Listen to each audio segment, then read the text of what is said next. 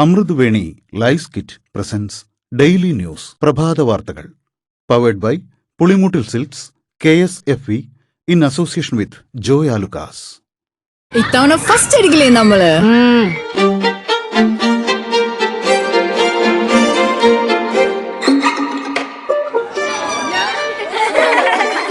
കുട്ടികൾക്കൊക്കെ പെയിൻ ശല്യം ഉണ്ടാകും. അതുകൊണ്ട് ലൈസ് കിറ്റ് ഉപയോഗിച്ച് ക്ലാസ്സിൽ വരാൻ പ്രത്യേകം ശ്രദ്ധിക്കണം. Lice kit lice remover pain ശല്യത്തിൽ നിന്നും ഉടനടി ആശ്വാസം. നമസ്കാരം, ഞാൻ ഡെയ്സി ബിജു. ഡെയിലി ന്യൂസിന്റെ പ്രഭാത വാർത്തകളിലേക്ക് സ്വാഗതം. ഇന്ന് മെയ് 20 ബുധനാഴ്ച. വയോജനക്ഷേമത്തിന് വകുപ്പ് രൂപീകരിച്ച VD സതീശൻ സർക്കാർ ഉത്തരവിറക്കി. മെയ് മാസത്തെ സാമൂഹ്യ സുരക്ഷാ ക്ഷേമനിധി പെൻഷനുകൾ 25 മുതൽ വിതരണം ചെയ്യും. ഇതിനായി 1070 കോടി രൂപ അനുവദിച്ചതായി മുഖ്യമന്ത്രി VD സതീശൻ അറിയിച്ചു. PD സതീശൻ മന്ത്രിസഭ സത്യപ്രതിജ്ഞ ചെയ്ത് അധികാരമേറ്റ് ഒരു ദിവസം കഴിഞ്ഞിട്ടും മന്ത്രിമാരുടെ വകുപ്പുകളിൽ തർക്കം. AP അനിൽകുമാറിന് വൈദ്യുതിക്കൊപ്പം ദേവസ്വം വകുപ്പ് നൽകുന്നതാണ് ഒരു തർക്കവിഷയം. K മുരളീധരന് ആരോഗ്യത്തിനൊപ്പം സ്പോർട്സ് കൂടി നൽകുന്നതിലും ചർച്ച തുടരുന്നു. ഫിഷറീസ് നൽകിയാലേ ഉന്നത വിദ്യാഭ്യാസ വകുപ്പ് കോൺഗ്രസിന് കൈമാറൂ എന്നതാണ് ലീഗിന്റെ നിലപാട്. VD സതീശൻ സർക്കാരിന്റെ സത്യപ്രതിജ്ഞാ ചടങ്ങിൽ വന്ദേമാതരം പൂർണ്ണമായി ആലപിച്ചത് നാടിന്റെ ബഹുസ്വരതയ്ക്ക് നിരക്കാത്തതാണെന്ന് CPM സംസ്ഥാന സെക്രട്ടേറിയറ്റ്. വന്ദേമാതര ഗാനത്തിന്റെ ചില ഭാഗങ്ങൾ പ്രത്യേക മതവിശ്വാസങ്ങളെ അവതരിപ്പിക്കുന്നതാണ്. ആദ്യത്തെ 8 വരികൾ മാത്രമേ ദേശീയ ഗീതമായി അവതരിപ്പിക്കേണ്ടതുള്ളൂവെന്ന് CPM ചൂണ്ടിക്കാട്ടി. എന്നാൽ വന്ദേമാതരത്തിന് ദേശീയ ഗാനത്തിന്റെ പദവി നൽകി കേന്ദ്ര സർക്കാർ കഴിഞ്ഞ മാസം നിയമ ഭേദഗതി വരുത്തിയിരുന്നു. പിണറായി വിജയനും MV ഗോവിന്ദനുമെതിരെ CPM തൃശൂർ, കോട്ടയം ജില്ലാ നേതൃയോഗങ്ങളിലും വിമർശനം. പ്രതിപക്ഷ നേതാവിന്റെ സ്ഥാനത്തുനിന്ന് പിണറായി വിജയനും പാർട്ടി സംസ്ഥാന സെക്രട്ടറി പദവിയിൽ നിന്ന് MV ഗോവിന്ദനും മാറണമെന്ന് തൃശൂരിൽ ആവശ്യമുയർന്നു. പിണറായി വിജയന്റെ ശൈലി നിയമസഭാ തെരഞ്ഞെടുപ്പിൽ തിരിച്ചടിയായെന്ന് CPM കോട്ടയം ജില്ലാ കമ്മിറ്റിയിൽ വിമർശനം. പാർട്ടി സെക്രട്ടറി അടക്കം CPM നേതാക്കൾ ജനങ്ങളിൽ നിന്ന് അകന്നെന്നും വിമർശനം. കേരള കോൺഗ്രസുകാർ UDFന് വോട്ട് ചെയ്തെന്നും കോട്ടയം ജില്ലാ കമ്മിറ്റിയിൽ ആരോപണമുയർന്നു. തെരഞ്ഞെടുപ്പിലെ പരാജയം LDFന്റെയോ CPMന്റെയോ അവസാനമായി ആരും കാണേണ്ടെന്നും ശക്തമായി തിരിച്ചുവരുമെന്നും പ്രതിപക്ഷ നേതാവ് പിണറായി വിജയൻ. 10 വർഷക്കാലം മാലിന്യ പ്രശ്നം, വിദ്യാഭ്യാസ രംഗം, ആരോഗ്യരംഗം, സ്ത്രീകളുടെയും കുട്ടികളുടെയും സുരക്ഷ തുടങ്ങിയ മേഖലകളിലെല്ലാം LDF സർക്കാർ മുന്നേറ്റമുണ്ടാക്കിയിട്ടും തെരഞ്ഞെടുപ്പിൽ പരാജയപ്പെട്ടെന്ന് പിണറായി വിജയൻ പറഞ്ഞു. പിണറായി വിജയൻ മുഖ്യമന്ത്രിയായിരിക്കെ നവകേരള സദസ് യാത്രയ്ക്കിടെ ആലപ്പുഴയിൽ പ്രതിഷേധിച്ച യൂത്ത് കോൺഗ്രസ് KSU പ്രവർത്തകരെ ഗൺമാൻമാർ മർദ്ദിച്ച സംഭവം ആലപ്പുഴ ക്രൈംബ്രാഞ്ച് SP ഷൌക്കത്ത് അലിയുടെ നേതൃത്വത്തിലുള്ള പ്രത്യേക സംഘം അന്വേഷിക്കും. TP ചന്ദ്രശേഖരൻ വധക്കേസിൽ CPM നേതാവ് P മോഹനനെ നടുറോഡിൽ നിന്ന് അറസ്റ്റ് ചെയ്ത ഓഫീസറാണ് ഷൌക്കത്ത് അലി. DYSP ബൈജു പൌലോസാണ് അന്വേഷണ ഉദ്യോഗസ്ഥൻ. 6 അംഗ സംഘമാണ് ഗൺമാൻമാരുടെ രക്ഷാപ്രവർത്തനം അന്വേഷിക്കുക.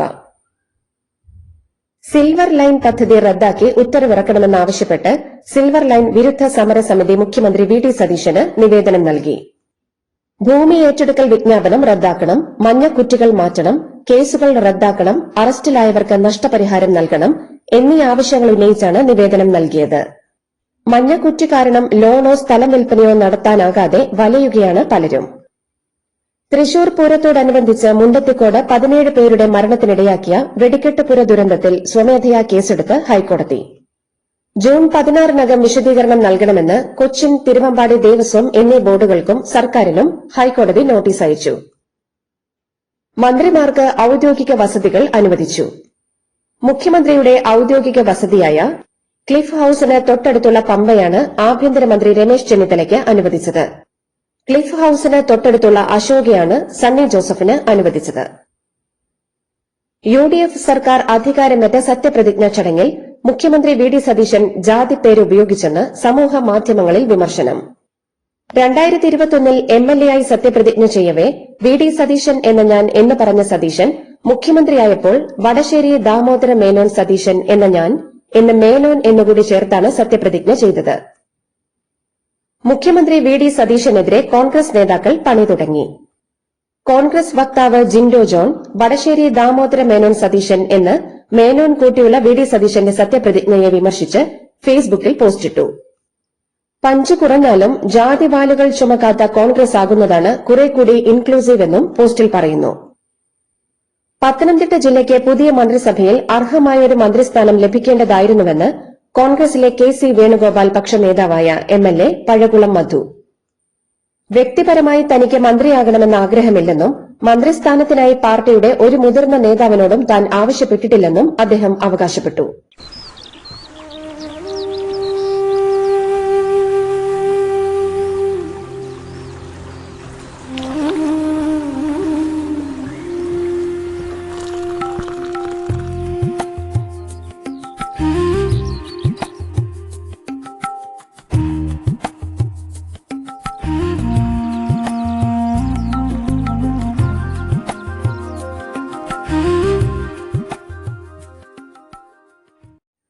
പോലീസ് എംപ്ലോയീസ് കോഓപ്പറേറ്റീവ് സൊസൈറ്റിക്കെതിരെ വായ്പാ തട്ടിപ്പ് കേസ്. കോഴിക്കോട് സിറ്റി പോലീസിന് കീഴിലുള്ള സഹകരണ സംഘത്തിനെതിരെയാണ് കസബ പോലീസ് കേസ് രജിസ്റ്റർ ചെയ്തത്. 2.5 ലക്ഷം രൂപയുടെ വായ്പ രേഖയിന്മേൽ 25 ലക്ഷത്തിന്റെ വായ്പയാണ് അനുവദിച്ചത്. ജാമ്യം നിന്ന ജീവനക്കാരനാണ് പരാതി നൽകിയത്. സംഘത്തിന്റെ ഇടതനുകൂല ഡയറക്ടർ ബോർഡിലെ 11 പേർക്കെതിരെയാണ് കേസ്. പോലീസ് ഓഫീസേഴ്സ് അസോസിയേഷൻ സംസ്ഥാന പ്രസിഡന്റിനെയും ജനറൽ സെക്രട്ടറിയെയും സ്ഥലം മാറ്റി. 10 വർഷമായി യൂണിഫോം ഇടാതെ സ്പെഷ്യൽ ബ്രാഞ്ചിൽ മാത്രം ജോലി ചെയ്തിരുന്ന നേതാക്കളെ ക്രമസമാധാന ചുമതലയിലേക്ക് മാറ്റി. വാട്സ്ആപ്പ് ഗ്രൂപ്പിൽ മന്ത്രി KM ഷാജിയെ വർഗീയവാദിയെന്ന് അധിക്ഷേപിച്ച പോലീസ് ഉദ്യോഗസ്ഥനെതിരെ അന്വേഷണം. വെള്ളരിക്കുണ്ട് പോലീസ് സ്റ്റേഷനിലെ CPO സുജിത്താണ് കാസർഗോഡ് ജില്ലയിലെ പോലീസ് ഫ്രണ്ട്സ് എന്ന വാട്സ്ആപ്പ് ഗ്രൂപ്പിൽ അധിക്ഷേപ സന്ദേശം പങ്കുവച്ചത്. സംഭവത്തിൽ സ്പെഷ്യൽ ബ്രാഞ്ച് ജില്ലാ പോലീസ് മേധാവിക്ക് റിപ്പോർട്ട് കൈമാറി. KSRTCയിൽ സ്ത്രീകൾക്ക് സൌജന്യ യാത്ര നടപ്പാക്കുന്നതിനെക്കുറിച്ചും സ്വകാര്യ ബസ് വ്യവസായത്തെക്കുറിച്ചും പഠിച്ച ശേഷം പ്രതികരിക്കാമെന്ന് ഗതാഗത വകുപ്പ് മന്ത്രിയായി ചുമതലയേൽക്കുന്ന CP ജോൺ. മന്ത്രി OJ ജനീഷിന് അനുവദിച്ച 10ാം നമ്പർ സ്റ്റേറ്റ് കാറിന്റെ നമ്പറും കൊടുങ്ങല്ലൂരിൽ ലഭിച്ച വോട്ടിന്റെ ഭൂരിപക്ഷവും ഒരേ അക്കങ്ങൾ. KL 01 CB 8308 എന്നതാണ് 10ാം നമ്പർ സ്റ്റേറ്റ് കാറിന്റേത്. 8308 വോട്ടുകളുടെ ഭൂരിപക്ഷത്തിലാണ് ജനീഷ് ഇടതുകോട്ട പിടിച്ചെടുത്തത്. CPM നേതാവായിരുന്ന ഹർകിഷൻ സിംഗ് സുർജിത്ത് മരണം വരെ ടർബൻ തലയിൽ കെട്ടി ജാതി വെളിപ്പെടുത്തിയെന്നും VD സതീശനെ പരിഹസിക്കുന്ന സൈബർ സഖാക്കൾ അത് മറക്കരുതെന്നും BRM ഷഫീർ. ഫേസ്ബുക്ക് കുറിപ്പിലാണ് ഈ പരാമർശം. തമിഴ്നാട് മന്ത്രിസഭ മുഖ്യമന്ത്രി വിജയ് വിപുലീകരിക്കുന്നു. 2 കോൺഗ്രസ് MLAമാർ മന്ത്രിമാരാകും. എന്നാൽ അണ്ണാ DMKയിൽ നിന്നുള്ള വിമത MLAമാരുടെ മന്ത്രിസ്ഥാനത്തിന്റെ കാര്യത്തിൽ ഇപ്പോഴും അവ്യക്തത തുടരുകയാണ്. AIADMK അംഗങ്ങളെ മന്ത്രിമാരാക്കരുതെന്ന് CPM ആവശ്യപ്പെട്ടു. ഹിമാചൽ പ്രദേശിലെ പഞ്ചായത്ത് രാജ് തെരഞ്ഞെടുപ്പിൽ നാമനിർദ്ദേശ പത്രിക പിൻവലിക്കാനുള്ള സമയപരിധി അവസാനിച്ചപ്പോൾ 10,854 സ്ഥാനാർത്ഥികൾ എതിരില്ലാതെ തിരഞ്ഞെടുക്കപ്പെട്ടു. സംസ്ഥാന തിരഞ്ഞെടുപ്പ് കമ്മീഷനാണ് ഇക്കാര്യം അറിയിച്ചത്. 131 ഗ്രാമപഞ്ചായത്തുകളിൽ എതിരില്ലാതെ എല്ലാവരെയും തിരഞ്ഞെടുത്തു. മെയ് 26, 28, 30 തീയതികളിൽ നടത്താനിരുന്ന വോട്ടെടുപ്പ് ഇതോടെ ഒഴിവാക്കി. ജയിച്ചവർ തങ്ങളുടെ സ്ഥാനാർത്ഥികളെന്ന് കോൺഗ്രസ് അവകാശപ്പെട്ടു. ചിഹ്നമില്ലാതെ ജയിച്ചവരെങ്ങനെ കോൺഗ്രസ് സ്ഥാനാർത്ഥികളാകുമെന്ന് BJP. ബംഗളൂരു മുംബൈ റൂട്ടിൽ വന്ദേ ഭാരത് സ്ലീപ്പർ ട്രെയിൻ വരുന്നു. കേന്ദ്ര റെയിൽവേ മന്ത്രി അശ്വിനി വൈഷ്ണവാണ് ഇക്കാര്യം വെളിപ്പെടുത്തിയത്. ബംഗളൂരുവിനും മുംബൈക്കുമിടയിൽ കഴിഞ്ഞ ദിവസം സർവീസ് ആരംഭിച്ച എക്സ്പ്രസ് ട്രെയിനിന്റെ ഉദ്ഘാടന വേളയിലാണ് Vande Bharat express sleeper train എപ്പോൾ ഓടിത്തുടങ്ങുമെന്ന് അദ്ദേഹം സൂചന നൽകിയത്. രാജ്യത്ത് വൻ സാമ്പത്തിക പ്രതിസന്ധി വരുമെന്നും കഠിനകാലമാണ് വരാനിരിക്കുന്നതെന്നും ലോക്സഭാ പ്രതിപക്ഷ നേതാവ് രാഹുൽ ഗാന്ധി. ഇന്ധന വില വർധനയും രാജ്യത്തെ സാമ്പത്തിക നയങ്ങളും പ്രശ്നം രൂക്ഷമാക്കും. വരാനിരിക്കുന്ന പ്രതിസന്ധിയിൽ ശതകോടീശ്വരന്മാരായ അദാനിയും അംബാനിയുമെല്ലാം തകരുമെന്നും അദ്ദേഹം പ്രവചിച്ചു. നടൻ വിജയുടെ തമിഴക വെട്രിക്കഴകം സർക്കാർ ഏത് നിമിഷവും താഴെ വീഴാമെന്ന് മുൻ മുഖ്യമന്ത്രി MK സ്റ്റാലിൻ. വരാനിരിക്കുന്ന ഇടക്കാല തെരഞ്ഞെടുപ്പിനെ നേരിടാൻ സജ്ജരാകാൻ സ്റ്റാലിൻ DMK അണികൾക്ക് നിർദ്ദേശം നൽകി. കുടകിൽ ദുബാരെ ആനത്താവളത്തിൽ കുത്തേറ്റ് വീണ കൊമ്പൻ ചരിഞ്ഞു. മാർത്താണ്ഡ എന്ന കൊമ്പനാണ് ചരിഞ്ഞത്. മാർത്താണ്ഡയെ കാഞ്ചൻ എന്നയാനയാണ് കുത്തിവീഴ്ത്തിയത്. പുഴയിൽ വീണ മാർത്താണ്ഡയുടെ അടിയിൽപ്പെട്ട് സ്ത്രീയും മരിച്ചിരുന്നു.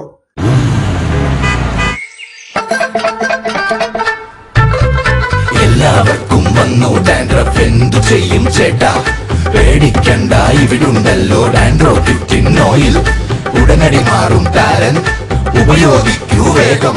അമൃത്വേനി ഡാൻഡ്രോക്വെറ്റ്, the ultimate dandruff solution. Delhi കലാപക്കേസിൽ ഇടക്കാല ജാമ്യം തേടിയുള്ള ഉമർ ഖാലിദിന്റെ അപേക്ഷ വിചാരണ കോടതി തള്ളി. നേരത്തെ ഇടക്കാല ജാമ്യം അനുവദിച്ചിട്ടുണ്ടെന്ന് കരുതി എല്ലാ അപേക്ഷയിലും അനുവദിക്കാനാകില്ലെന്ന് കോടതി വ്യക്തമാക്കി. സൈനിക കരാർ അഴിമതി കേസിൽ കരസേനാ കേണൽ അറസ്റ്റിൽ. കൊൽക്കത്ത ആസ്ഥാനമായുള്ള ഈസ്റ്റേൺ കമാൻഡിന് കീഴിലെ ആർമി ഓർഡിനൻസ് കോർപ്സിലെ കേണൽ ഹിമാൻഷു ബാലിനെയാണ് സിബിഐ അറസ്റ്റ് ചെയ്തത്. സൈനിക ടെൻഡറുകൾ അനുവദിക്കുന്നതിന് 50 ലക്ഷം രൂപ കൈക്കൂലി ആവശ്യപ്പെട്ടെന്നതാണ് കുറ്റം. പശ്ചിമബംഗാളിൽ ന്യൂനപക്ഷങ്ങൾക്കും വഴിയോര കച്ചവടക്കാർക്കും നേരെ ബിജെപി സർക്കാർ ആക്രമണങ്ങൾ അഴിച്ചുവിടുകയാണെന്ന് മുൻ മുഖ്യമന്ത്രി മമതാ ബാനർജി. കേന്ദ്രത്തിലെ മോദി സർക്കാരിന്റെ ഭരണകാലം എണ്ണപ്പെട്ടു കഴിഞ്ഞുവെന്നും വരും ദിവസങ്ങളിൽ ബിജെപിക്ക് അധികാരം നഷ്ടപ്പെടുമെന്നും മമതാ ബാനർജി പറഞ്ഞു. പശ്ചിമബംഗാളിലെ ഫാൾട്ട നിയോജക മണ്ഡലത്തിൽ റീപോളിംഗ് നടക്കാനിരിക്കെ നാമനിർദ്ദേശ പത്രിക പിൻവലിച്ച് തൃണമൂൽ കോൺഗ്രസ് സ്ഥാനാർത്ഥി ടിഎംസിയുടെ ജഹാംഗീർ ഖാനാണ് പത്രിക പിൻവലിച്ചത്. ഉത്തർപ്രദേശിലെ ഗാസിയാബാദിൽ ജാമ്യം കിട്ടിയ പീഡനക്കേസ് പ്രതിക്ക് വൻ സ്വീകരണം.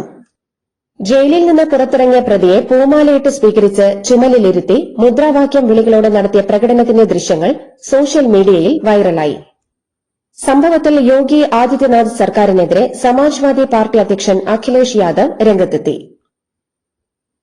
പ്രധാനമന്ത്രി നരേന്ദ്രമോദിക്ക് വാർത്താ സമ്മേളനങ്ങളും ചോദ്യങ്ങളും ഭയമാണെന്ന് കോൺഗ്രസ്. കഴിഞ്ഞ 12 വർഷത്തിനിടെ രാഹുൽ ഗാന്ധി 129 വാർത്താ സമ്മേളനങ്ങൾ നടത്തിയപ്പോൾ മോദി ഒന്നുപോലും നടത്തിയില്ലെന്ന് കോൺഗ്രസ്. നോർവീജിയൻ മാധ്യമപ്രവർത്തകയുടെ ചോദ്യം മോദി അവഗണിച്ചതാണ് പുതിയ വിവാദങ്ങൾക്ക് തിരികൊളുത്തിയത്. റഷ്യൻ പ്രസിഡന്റ് വ്ളാഡിമിർ പുടിൻ സെപ്റ്റംബറിൽ ഇന്ത്യയിലെത്തും. ഡൽഹിയിൽ നടക്കുന്ന ബ്രിക്സ് ഉച്ചകോടിയിൽ പങ്കെടുക്കാനാണ് പുടിൻ എത്തുന്നത്. ദക്ഷിണാഫ്രിക്കയിലെ റഷ്യൻ എംബസിയാണ് പുടിന്റെ ഇന്ത്യ സന്ദർശനം സംബന്ധിച്ച് വിശദീകരണം നൽകിയത്.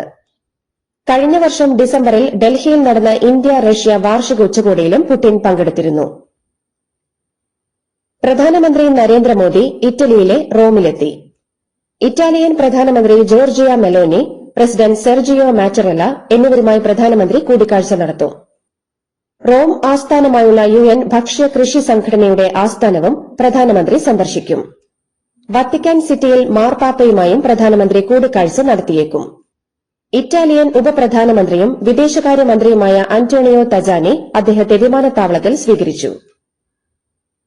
കാനഡ, UK, US തുടങ്ങിയ പ്രമുഖ രാജ്യങ്ങൾ വിസ നിയമങ്ങൾ കടുപ്പിച്ചതോടെ ഇന്ത്യൻ വിദ്യാർത്ഥികൾ ഉപരിപഠന സ്വപ്നങ്ങളുമായി ഫ്രാൻസിലേക്ക് തിരിയുന്നു.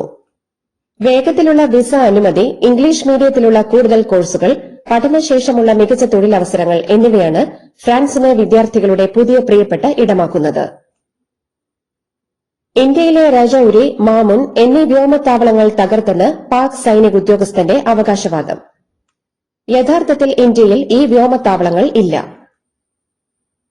IPLൽ ലക്നൌ സൂപ്പർ ജയന്റ്സിനെതിരെ രാജസ്ഥാൻ റോയൽസിന് 7 വിക്കറ്റിന്റെ തകർപ്പൻ ജയം. വൈഭവ് സൂര്യവംശിയുടെ മിന്നലാട്ടത്തിലാണ് റോയൽസിന്റെ ജയം.